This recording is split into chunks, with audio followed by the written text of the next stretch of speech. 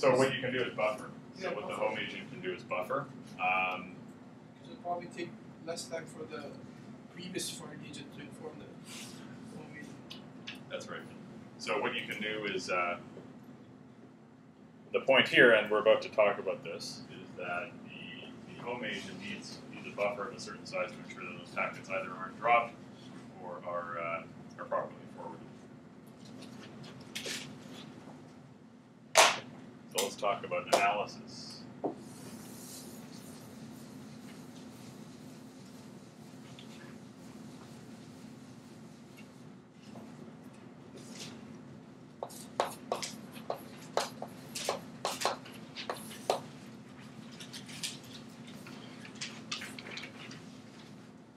So what happens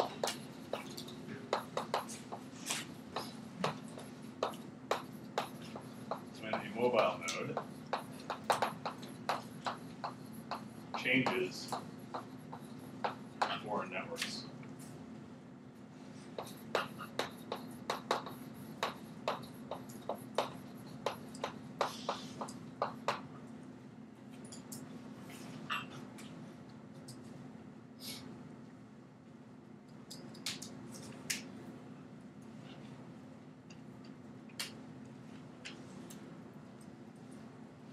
Does it have multiple channels that it can communicate on? Like one channel would be still connected to the previous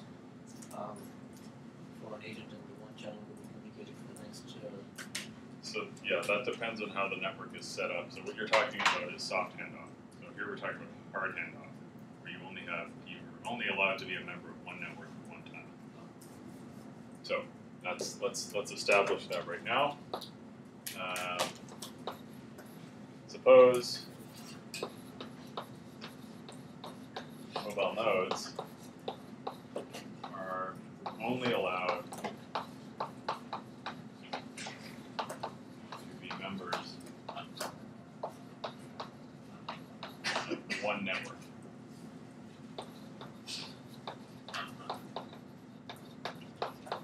In other words, when they start setting up a new link, they have to discard the old link.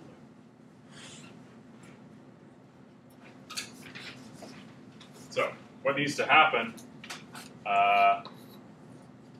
Advertisement or solicitation needs to be performed.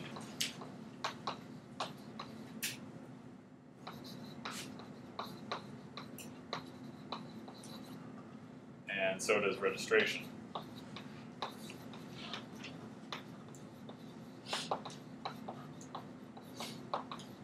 And that will take this period of time.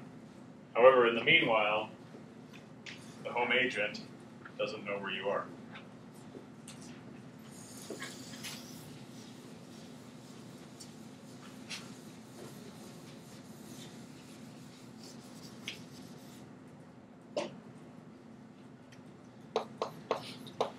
Meanwhile,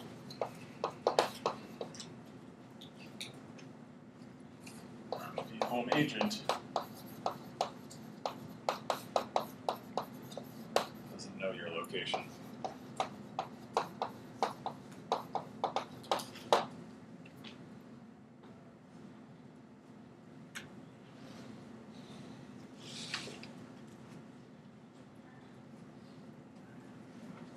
And any packets sent to the quote, wrong address are lost. So as far as subnet routing is concerned, you can't get those packets. It's like my diagram from before. We had a source, two routers.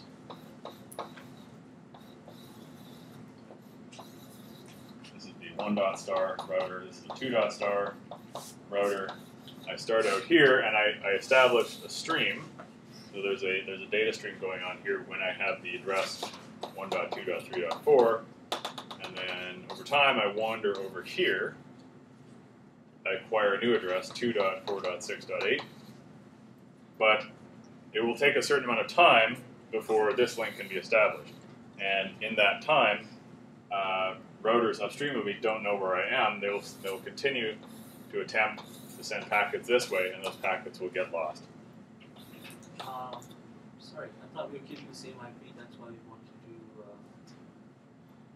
because we changed the IP here. We said we're going to keep the same IP because we want the connection to stay and keep sending to the same IP that we're using for home agent.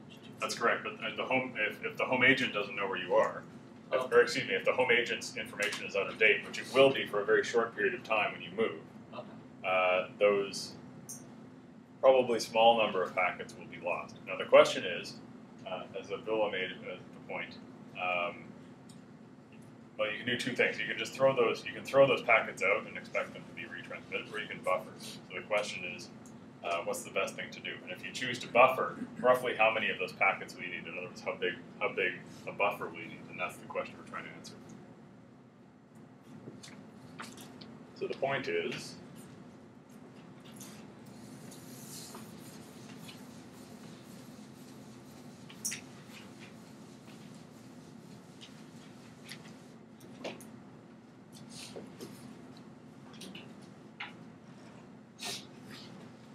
packets are lost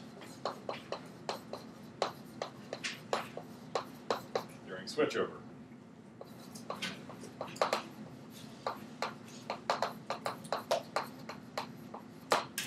How many are lost, roughly? And that will give us a guideline as to how we should design our home agent. How big of a memory buffer the home agent needs.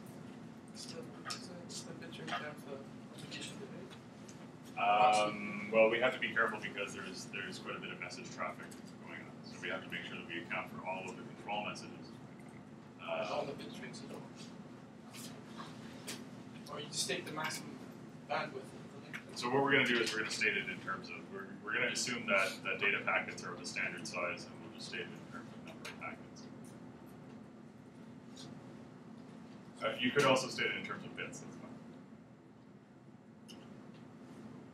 So again, if you're using something like TCP/IP, then you don't have to worry about any of this, because if the packet is lost, it's not acknowledged. You're going to try to send it again, and it will get sent to the right address. That's right. So I mean, so you don't even need to buffer, because the time to buffer will be the same exact time for you. Well, not the same exact. That's correct. So TCP/IP will retransmit. My question, that raises a different question: is how long is this process? Because if, for instance, I'm streaming video, I'm streaming live real-time video like Skype or something, there's going to be a bump. Like if it's a couple of seconds long, that'll be really noticeable. The only time that'll be like a long time if you're really far from the home agent, which is going to be a problem if you're streaming. Actually, not really, because the source could be close to the foreign network and not to the. That's right. Sorry, so TCP is built on top of this, right? TCP is transport like because it's built on top of IP. Yep. So in terms of streaming video, that's UDP anyway, so things get thrown in all the time. That's correct. And nobody cares. So the video will skip, but it won't pause and then catch up for the most part. Anyway, in this case. That's okay. Fair enough. So this analysis also covers that case. So the question is how. Okay, so you can do a lot of stuff. You can retransmit, you can buffer, or you can just throw packets out. So the only question I'm trying to answer here is how many packets. So if you want to pursue any of those strategies, how many packets are you throwing out? Is there a question over here? Okay. So here's your figure. Figure 3.